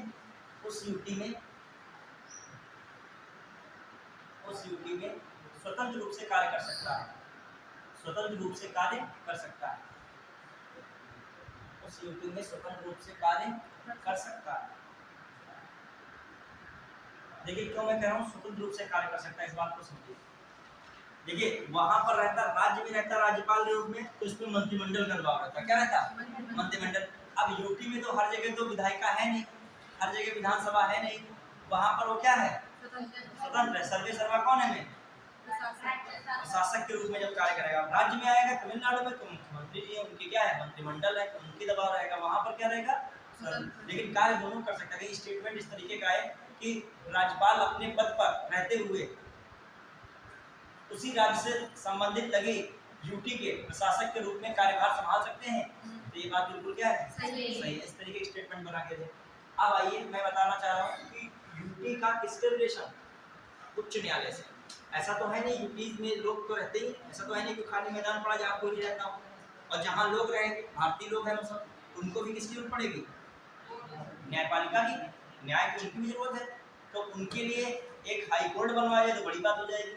मतलब इतनी बड़ी आबादी भी उनकी नहीं है, न इतनी पॉपुलेशन है, हर यूपीज के लिए क्या बनाया जाए, हाई कोर्ट बनाया जाए। फिर उसमें भी एक मुख्य न्यायाधीश हो, उसमें भी अन्य न्यायाधीश हो, फिर उसमें भी तुम्हारा जो है वो नालसा वाला चले प्राधिकरण वगैरह, ये बहुत खिचड़ी हो जाएगी। तो क्या प्रावधान किया गया है, इनको अटैच कर दिया गया है। जो हाई कोर्ट्स ऑलरेडी बने हैं उनसे क्या कर दिया गया है, अटैच। और ये करने की पावर किसके पास है, संसद के पास। अब समझिए संसद के पास पावर, संसद अपना बीच बीच में रोल दिखाती रहती है। हर जगह राष्ट्रपति है तो कहीं ना कहीं बैकअप में कौन है, संसद है। अब देखिए कैसे, ध्यान दीजिएगा। मैं कह रहा हूँ संसद किसी यूटी के लिए उच्च न्यायालय स्थापित कर सकता है, या किसी राज्य के उच्च न्यायालय को किसी यूटी के लिए संबद्ध कर सकता है, या उस राज्य के उच्च न्यायालय से यूटी का उच्च न्यायालय उसे बना सकता है। समझता है कि नहीं बात? या फिर क्या करेगा, यूटी के लिए क्या बना सकता है, उच्च न्यायालय गठित कर सकता है, करता नहीं है लेकिन, ठीक है। या फिर क्या करेगा, किसी राज्य के उच्च न्यायालय को उससे क्या कर सकता है, संबद्ध कर सकता है। तो ये बात किसमें कही गई है, जो है आर्टिकल 241, लिख लीजिए स्लाइड। समझ पाए संसद का पावर, संसद किसी संसद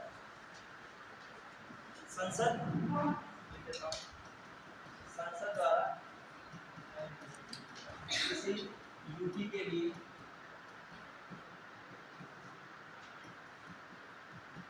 संसद द्वारा यूटी के लिए उच्च न्यायालय गठित करने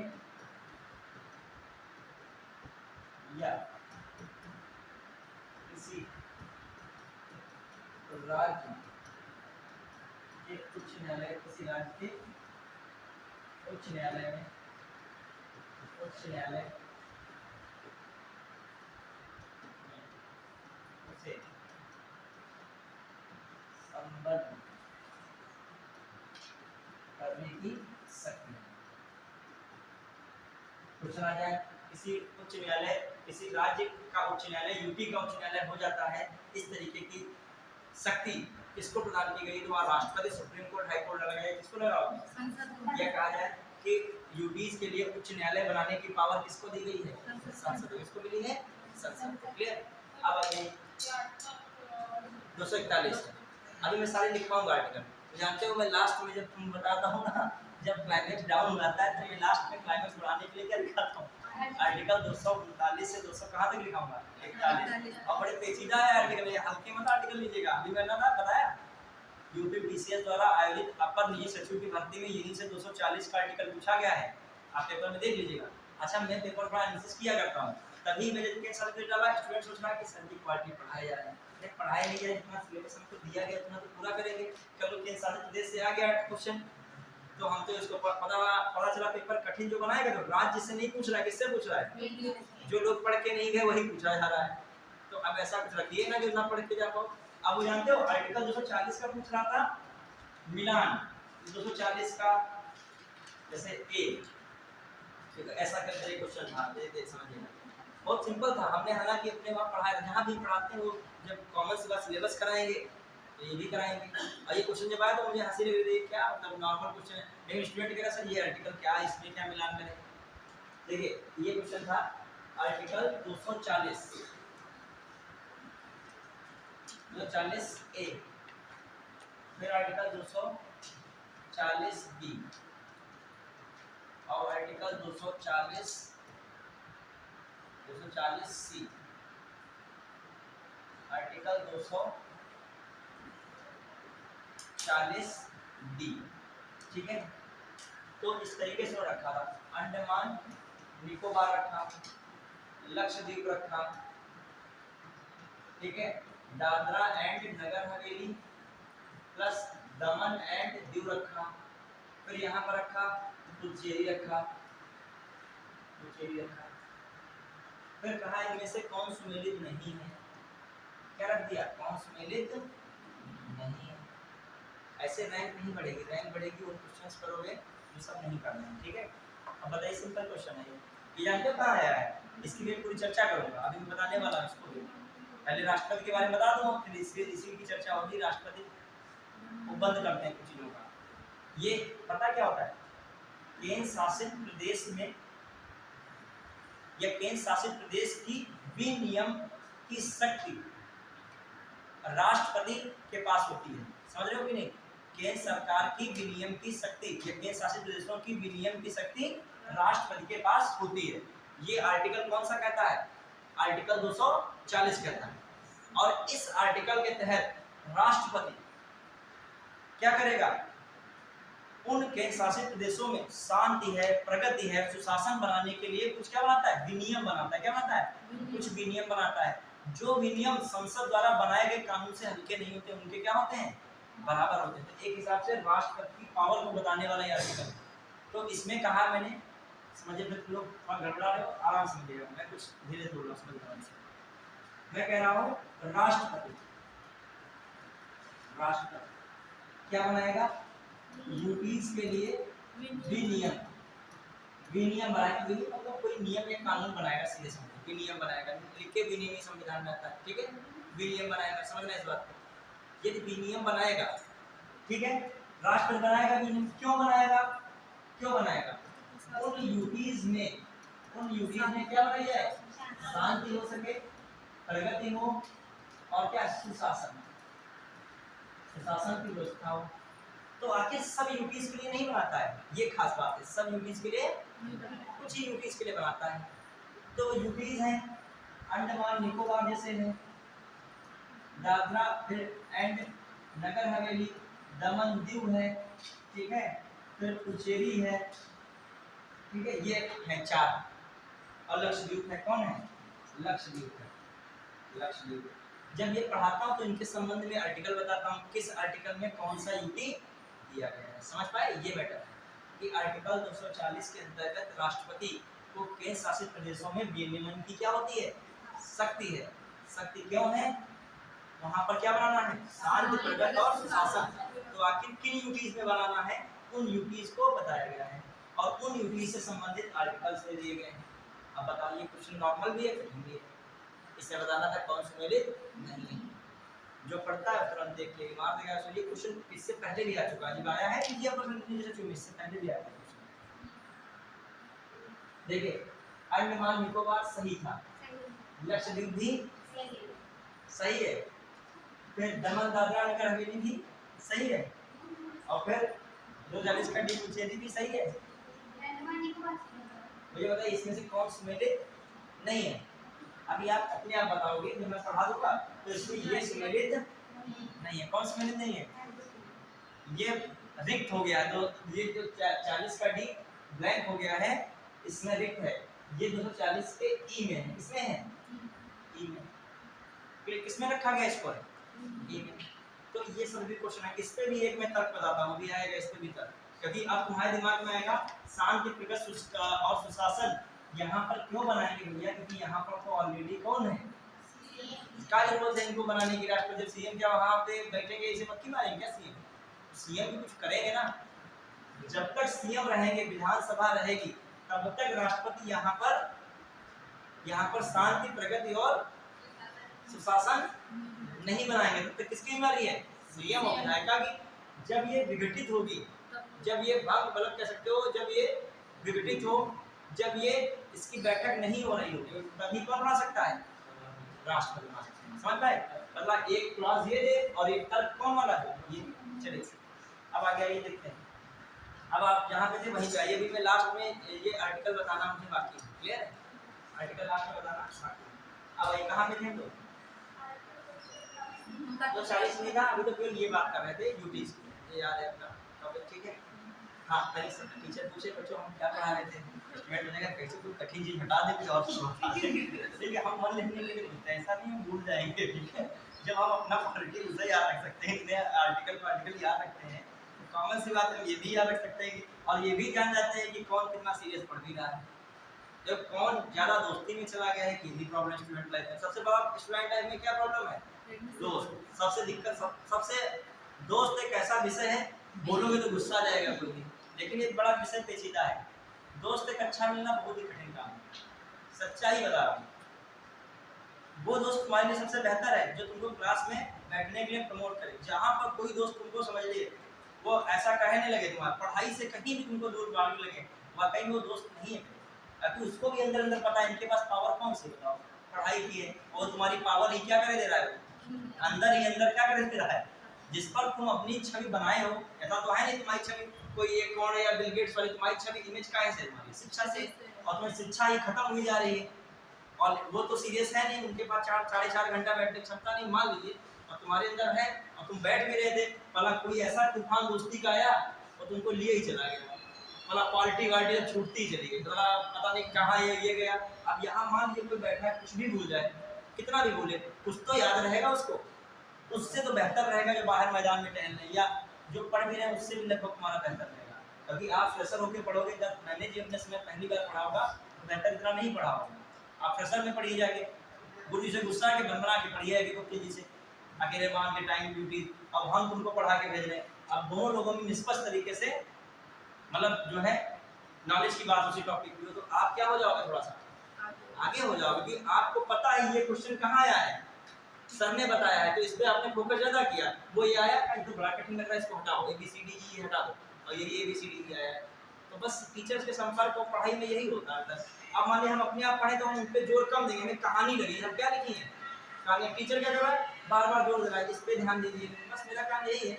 आइए बढ़िए, इसमें देखिए तो पहली बात मैंने बताइए, संसद द्वारा ड्यूटी के लिए क्या होता है, उच्च न्यायालय गठित कर सकता है।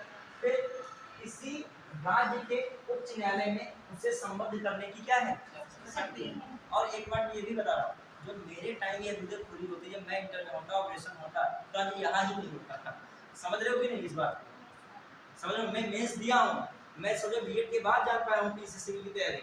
और जो स्टूडेंट मान लीजिए ग्रेजुएशन से ही यहाँ आने लगे, क्वालिटी अगर लक्ष्मीकांत जैसी उसको शुरुआत ही डोज मिल रही हो, कभी उसने देखा ही नहीं भटकना भटकना, तो कॉमन सी बात बहुत आगे निकल जाएगा, बहुत आगे निकल जाएगा। तो जो हम जब है ग्रेजुएशन कर लिए, बीएड किए, उसके बाद तैयारी किए, 2019-20 से तैयारी किए हैं और हमने 20 का समीक्षा लेकर रिलीज दिया है। तो सोचो हम जो ग्रेजुएशन के समय करते तो हम उसी समय देते 2-3 बार, जैसे इस बार मेंस रहा ऐसे शायद फाइनल उस समय हो चुका होता, वहाँ भी शायद मेंस डिस्क्वालीफाई होता, लेकिन वो समय तो हमको मिल चुका होता। तो ये अभी इमेज नहीं कर रहा है कि ये अभी गुजरे नहीं ना, सब नए नए हैं, उनको लग रहा है योजना है, ये योजना सर का काम है, सर पैसा पाएंगे, वो सब परपंच में जुटे हैं। अरे पैसा दुनिया पा रही है, तुम अपना भविष्य संभालो उसमें, समझ रहे मेरी बात? तुमको फायदा मिल रहा है, क्वालिटी खत्म हो रही बस, और क्या मतलब बताइए। लेकिन नहीं, वो कौन को मना कर देगा? स्टूडेंट पढ़ने निकला, वो बीच में कौन आ गया सब बता, यही सब पूरा लेके डूब गया। ठीक है, आइए अब आइए कहाँ पे, अब लिखिएगा कौन से उच्च न्यायालय कहाँ पे है, जल्दी बताओ। दिल्ली, दिल्ली का जो हाई कोर्ट, दिल्ली का हाई कोर्ट, दिल्ली का हाई कोर्ट एक अपवाद है, क्योंकि इसकी स्थापना हुई थी 1966। तो लिखे दिल्ली का स्वयं का उच्च न्यायालय, एकमात्र यूपी, एकमात्र यूपी, ठीक है, एकमात्र यूपी। इसकी स्थापना कब हुई? 1966, ठीक है। एकमात्र यूपी जिसका स्वयं का हाई कोर्ट, जिसका क्या हो, स्वयं का हाई कोर्ट हो, ठीक है, 1966, क्लियर। फिर आ जाइए पढ़ा के, फिर देखिए दूसरी बात, दिल्ली हो गया 1966 और एकमात्र यूपी है जिसका स्वयं का क्या है, हाई कोर्ट, और इसका नाम ही क्या है, दिल्ली उच्च न्यायालय। क्या नाम है? Delhi high, Delhi high court, clear. हाँ बताइए। हाँ अब हो गया है, लेकिन अभी यहाँ हम सब लोग कश्मीर में चलने लगा है, इसको भी लिखिएगा, एक मात्र बता दीजिए जम्मू कश्मीर में लगा दो, करंट में लिखिएगा जम्मू कश्मीर को भी लिखिएगा। जम्मू कश्मीर पहले नहीं था, लेकिन अब हो गया जम्मू कश्मीर का भी हाई कोर्ट हो गया जम्मू कश्मीर। 2019 में क्या हुआ है, अलग हुआ है। अब आ जाइए, अब आइए देखते हैं तो किसका मेन मेन, अभी ये तो जम्मू कश्मीर लद्दाख दिमाग में रहेगा, मेन अभी आइए कौन है, पुडुचेरी। ये याद करना कठिन है, कंफ्यूजन हो जाता है। पुडुचेरी कौन सा हाई कोर्ट लगेगा? तमिलनाडु नहीं, उसका नाम मद्रास उच्च न्यायालय। क्या नाम है, नाम दिया है, क्या नाम उसका? Madras high court, Madras high court. Puducherry का कौन सा उच्च न्यायालय चल रहा है? Madras high court. फिर आइए पुडुचेरी के बाद अंडमान निकोबार, अंडमान निकोबार, ऐसे लिख के चल पाएगा? पूरा लिख लें, पूरा लिख लें, वो स्टूडेंट के सर क्या लिख रहे हैं, हम एक बार लिखते हैं, पूरा लिखेगा अंडमान और निकोबार, निकोबार द्वीप समूह, अंडमान निकोबार द्वीप समूह। बताइए अंडमान निकोबार द्वीप समूह, हाँ जाएगा कहाँ पे? कोलकाता उच्च न्यायालय, कोलकाता उच्च न्यायालय।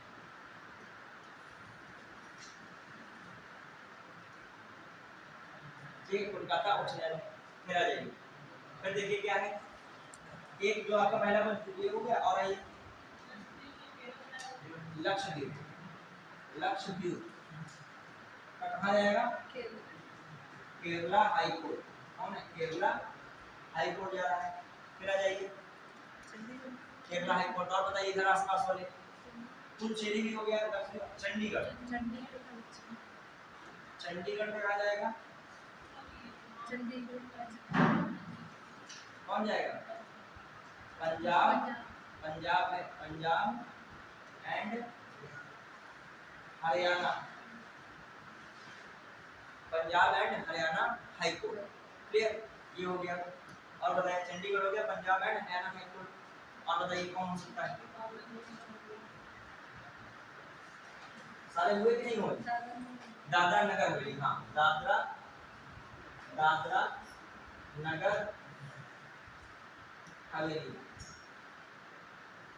हवेली, फिर एंड दमन दीव, एंड दमन ये कहाँ जा रहा है? इसका कहाँ? महाराष्ट्र। हाँ महाराष्ट्र। हाँ दोनों का एक ही है, लेकिन हाई कोर्ट की जरूरत पड़ेगी। हाई कोर्ट कौन हो जाएगा? Maharashtra high court. ठीक, हाँ महाराष्ट्र हाई कोर्ट। क्लियर? फिर आइए, तो ये और कोई बचा आपका? तो ये जम्मू कश्मीर हो ही गया है। अब आ जाइए, ये हाई कोर्ट भी दिमाग में रखिएगा, मतलब मद्रास हाई कोर्ट है, तो मद्रास हाई कोर्ट किसके इसके अंतर्गत कौन ड्यूटी आ गया? पुडुचेरी। अब पुडुचेरी जानते हैं? रियल में पुडुचेरी आप देखोगे, देखो पुडुचेरी के बारे में चर्चा करना है। जो पुडुचेरी है, एक तो पुडुचेरी नाम से है और एक है कराईकल। क्या नाम है? कराईकल।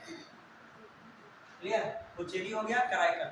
अच्छा, अभी लद्दाख में हाल ही में 5 नए जिले जोड़ दिए गए हैं, तो बताएगा जिलों के नाम?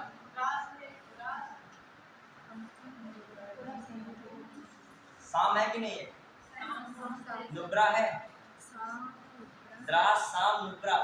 चांगथांग भी एक है कि नहीं? और बताइए 5वां कौन जिला है?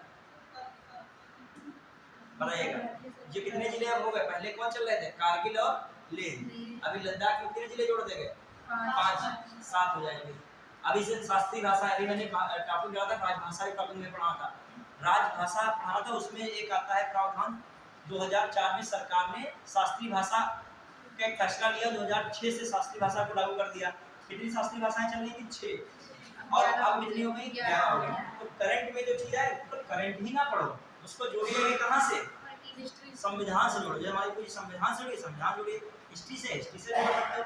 अब आइए, मान लीजिए आपके पास 11 भाषाएं हैं, तो किसी स्टूडेंट ने करंट में बस ये देख ली, मराठी है, पाली है, प्राकृत है, समिया है, बंगाली लिया, कहा 5 भाषाएं जोड़ी गई, बस उनको 5 भाषाएं जोड़ी गई मतलब है। अरे ये तो देखो कब प्रावधान हुआ, पहली कौन शास्त्रीय भाषा थी? सिविल एग्जाम क्या मांगता है? केवल करंट अफेयर नहीं मांगता, उसका रिलेशन मांगता है पूरा हो।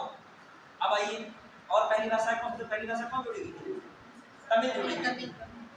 फिर उसके बाद 2004 में, उसके बाद संस्कृत कौन जोड़ी गई थी? याद रखिएगा, संस्कृत सेकंड भाषा थी शास्त्रीय भाषा। फिर थर्ड कौन थी? फिर तमिल थी। फिर कौन है आपकी? तेलुगु। तमिल संस्कृत हो गई, तेलुगु है। कौन है? तेलुगु। फिर कौन है? कन्नड़ है। और फिर कौन है? मलयालम है। फिर कौन है? उड़िया। क्लियर? और उधर साइड में कितनी हो गई? 5। तो 5 6 कितनी हो गई? 11 भाषाएं हैं। 11 भाषा इसमें क्या शास्त्रीय भाषा है।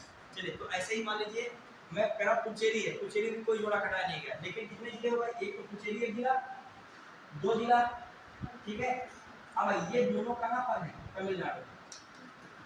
ध्यान रखिएगा दिमाग में, तमिलनाडु। फिर आगे पुडुचेरी का आता है यनम। कौन जिला आता है? यनम है, यनम, ठीक है। यनम याद रखिएगा। यनम कहाँ पे है? दूसरा है ये कहाँ पे? आंध्र प्रदेश। कहाँ पे ये? आंध्र प्रदेश है। क्लियर? यनम वाला कहाँ है? आंध्र प्रदेश।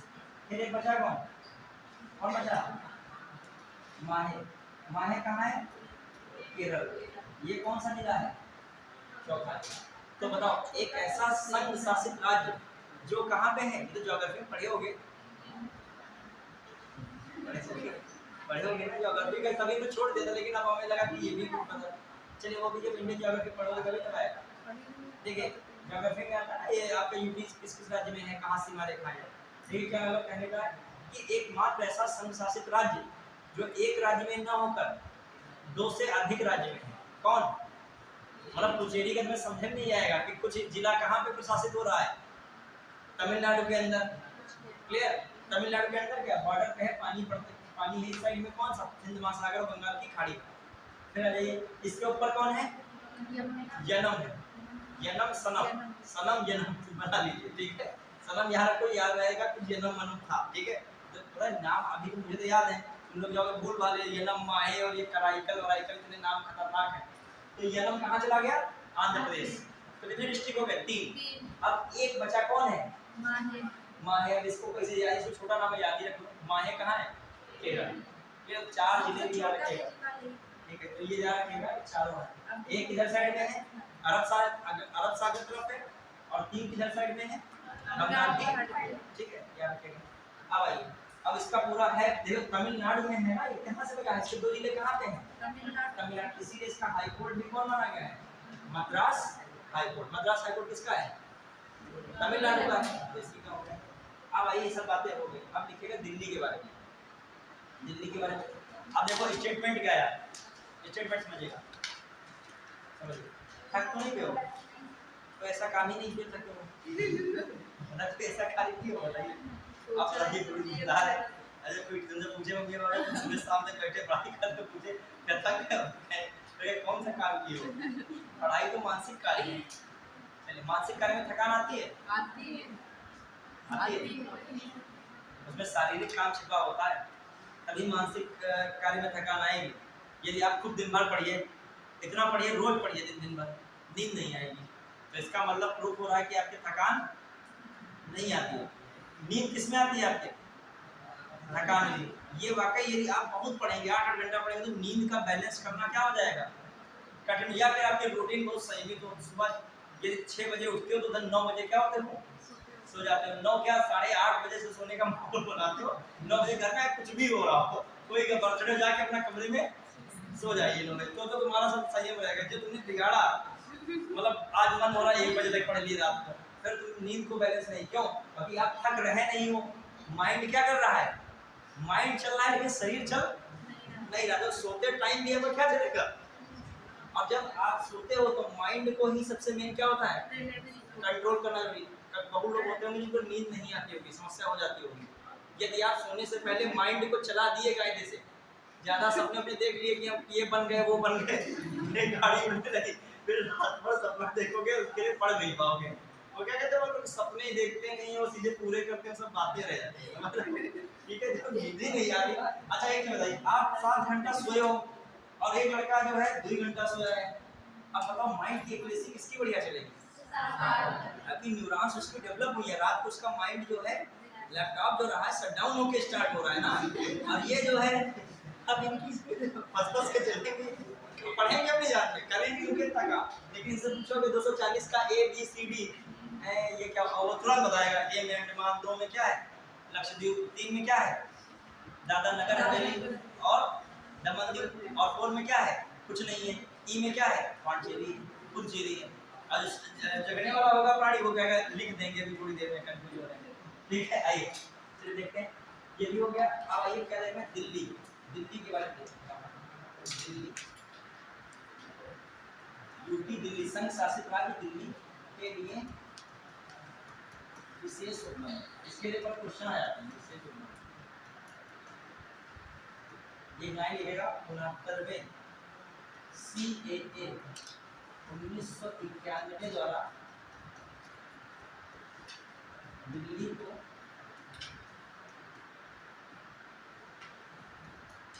विशेष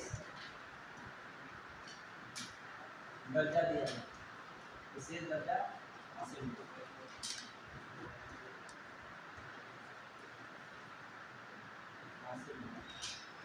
ठीक है, तो 69वें संविधान संशोधन 1991 द्वारा दिल्ली को विशेष दर्जा हासिल हुआ।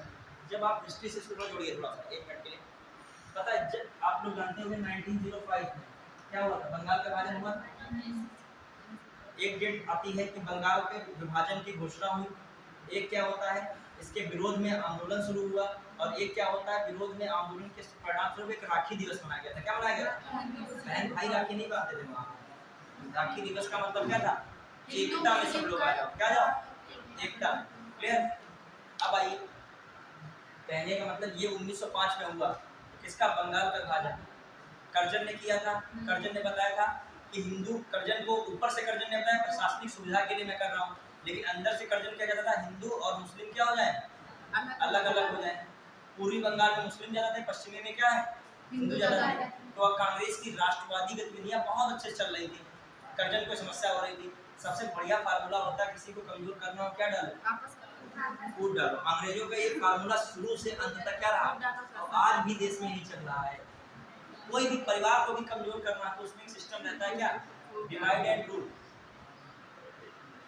दो भाई बहुत अच्छी चल रही, निपट रही हो, और कोई थर्ड पार्टी आ जाए उसमें बताने लगे कि यार ये टैलेंट उनके ज़्यादा बढ़िया है, ये चीज़ ये ज़्यादा बढ़िया है, तो आपस में ही ऐसा जब हर टाइम माइंड में तुम भर दोगे तो कुछ ना कुछ में निगेटिव इम्पैक्ट या पॉइंट्स बन जाएंगे। देखिए अब इसको दो भागों में बांट दिया गया था, समझना बंगाल को। अब बंगाल को जो देखा जाए 1911 में क्या कर दिया गया, फिर से कर दिया था, याद कीजिए किया था कि नहीं किया।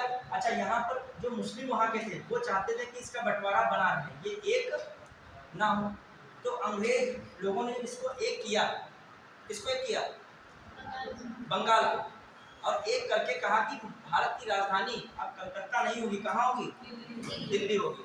तो दिल्ली आज का नहीं है, देखा जाए दिल्ली हम लोग जो जाए पीछे से, तो अंग्रेजों ने जब राजधानी दिल्ली बनाई तो डेवलप नहीं दिल्ली को करेंगे क्या, दिल्ली तो समय से सिस्टमैटिक चल रही है। जो देखा जाए पहले राष्ट्रपति उन्होंने दिल्ली का गुर्जर वगैरह डिजाइन किए, सब अंग्रेजों के जमाने से दिल्ली चल रहा था।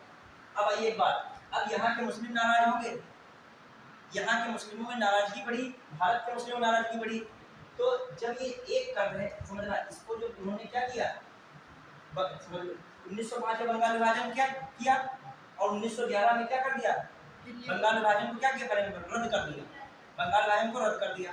अब मुस्लिम बहुत गुस्सा है, अब मुस्लिमों को खुश करने के लिए दिल्ली को भारत को उस समय क्या बना दिया, राजधानी बनाया। तो दिल्ली में मुस्लिम सत्ता क्या थी, हमेशा से ज्यादा रहेगी। मुगल का सारा कुछ कहाँ देखने को, दिल्ली सल्तनत, सारी चीजें कहाँ देखने को मिलेंगी, दिल्ली में। जब हिस्ट्री को भी पढ़ोगे ना तो हिस्ट्री भी बड़ी इंटरेस्टिंग है कि कोई चीज ऐसे वैसे नहीं होती, अपने आप नहीं बनाएगी दिल्ली, कहीं और बनाते, दिल्ली के लखनऊ बना देते, तो शायद उतना मुस्लिम जगत उनसे खुश नहीं होता। तो बैलेंस कर रहे थे, क्योंकि उनको भी किसको साथ देना था, अंग्रेजों को, मुस्लिमों को। तो कहने का मतलब एक बात ये है कि दिल्ली जो भारत की राजधानी बनी, केवल यही कारण नहीं है कि सेंटर में राजधानी, वो लोग दिल्ली भारत की राजधानी क्यों बनाएंगे, केंद्र में है। अच्छा अमेरिका जैसा डेवलप्ड उसकी राजधानी कौन, वाशिंगटन डीसी, समुद्र से लगी हुई। कोई देखिए आपकी जो है बहुत सारे राज्य हैं, देखिए सबकी राजधानियां किस पे लगी हैं, लंदन भी समुद्र के लगभग किनारे है, ज्यादा राजधानी देखिए कहाँ पे होती है, और शायद मुंबई भारत की राजधानी हो, तो ऐसा नहीं कि राजधानी मुंबई होगी तो देश बहुत पीछे है, शायद और बेहतर हो सके। मैं ये पर्सनल व्यू नहीं देता हूँ कि मुंबई भी भारत की राजधानी बन सकती है, क्योंकि ज़्यादातर डेवलप्ड कंट्रीज देखोगे उनकी राजधानियाँ कहाँ पे हैं, समुद्र के बाद। इम्पोर्ट एक्सपोर्ट हर चीज से क्या रहती है, ज़्यादा रिलेशन में रहता है। क्लियर, चलिए अब आइए देखते हैं वो दिल्ली उसी समय राजधानी बनी, दिल्ली कब राजधानी बनी थी 1911 और 12 में क्या हो गई थी, स्थापित हो गई थी, घोषणा हुई 11 में, स्थापित हुई 12 में। और यहाँ पर दिल्ली फिर कब बनाई गई, यूपीस के रूप में कब आई, 1956 में। लेकिन अभी भी दिल्ली को वो चीजें नहीं मिल पा रही थी जो चाहिए थी वर्तमान में, वो किसने पूरी कर दी, मैंने बताने के लिए था किसने, जो दिल्ली का हिस्ट्री बैकग्राउंड जाओ, अच्छा और पीछे जाओ, दिल्ली में दिल्ली की स्थापना किसने की थी, आनंदपाल तोमर ने, किसने की थी, आनंदपाल तोमर ने किसकी स्थापना की थी, दिल्ली की।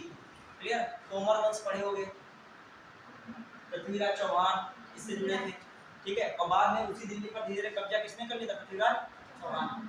चलिए वो हिस्ट्री में चले जाओगे, तो हिस्ट्री का मामला थोड़ा सा था यहाँ से लिंक से, तो हम कह रहे हैं 11 में घोषित हुई, 12 में राजधानी बनी, 1956 में इसका क्या हुआ, यूटी बनाई गई, और फाइनली इसको मेन पावर विशेष राज्य का कब मिला, मेन यही मिला है 1969 के तहत।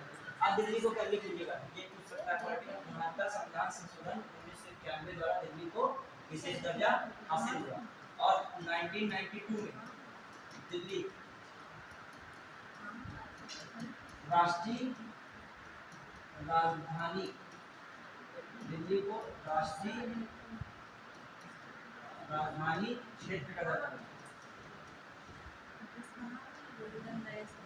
कहा जाता है। तो एनसीआर कब से बन गई, 1992। अब आ जाइए दिल्ली में क्या है, पहले बताइए, विधानसभा है कि नहीं, विधानसभा में कितनी सीटें हैं,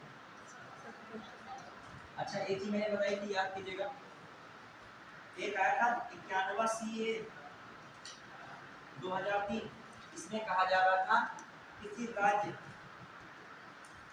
किसी या कह लीजिए राज्य की विधानसभा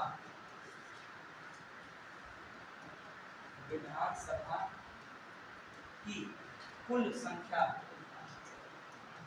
संख्या के 15% से अधिक मंत्रियों की संख्या नहीं हो सकती। मंत्रियों की संख्या नहीं हो सकती।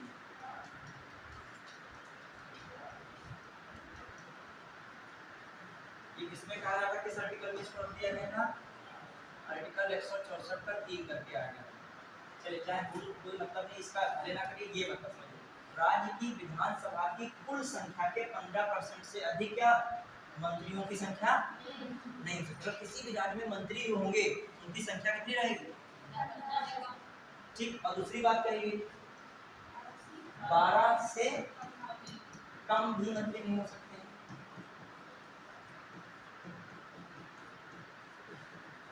ठीक, ये बात है, इस बात को समझिएगा। दिल्ली से पूछना तो यहाँ से आता है अक्सर। तो राज्य के लिए ये व्यवस्था है कि राज्य की विधानसभा की कुल संख्या के 15% से अधिक मंत्रियों की संख्या नहीं हो सकती।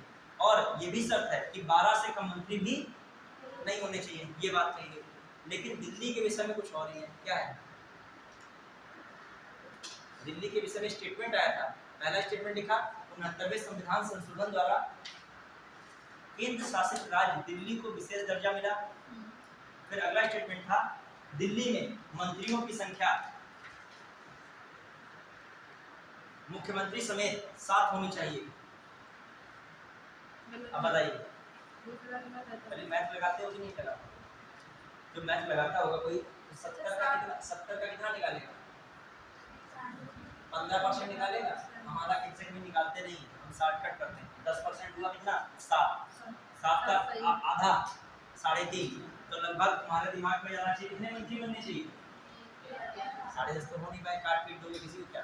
कितने मंत्री हो जाएंगे? इतना पॉइंट है तो एक बढ़ा लीजिए। ठीक, कितने? 11। अब तुमने कहा 7 होना चाहिए, तो गलत स्टेटमेंट हो गया। लेकिन ये बात क्या है? सही थी।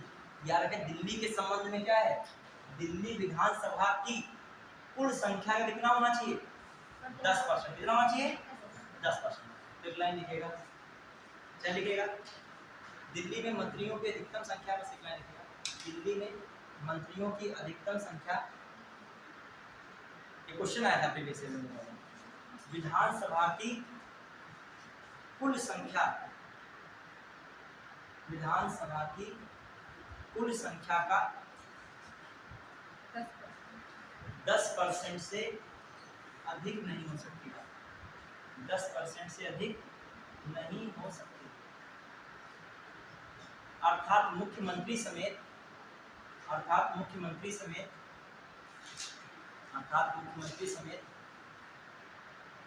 दिल्ली मुख्यमंत्री समेत मंत्रियों की संख्या 7 होती है। मुख्यमंत्री समेत मंत्रियों की संख्या 7 होती है। समझ पाए? दिल्ली में कितनी होती है? ब्रैकेट में दिल्ली में, ब्रैकेट में क्या? दिल्ली में। हाँ, तो एक चीज बताइए, मुख्यमंत्री समेत कुल मंत्री दिल्ली में कितने होते हैं? 7। और 70 का 7 कितना परसेंट हुआ? 10% हुआ। तो कितने लगाओगे? 7 वाली बात बिल्कुल क्या थी? सही। क्लियर? अगली बात लिखेगा। चलिए, टाइम हो गया क्या?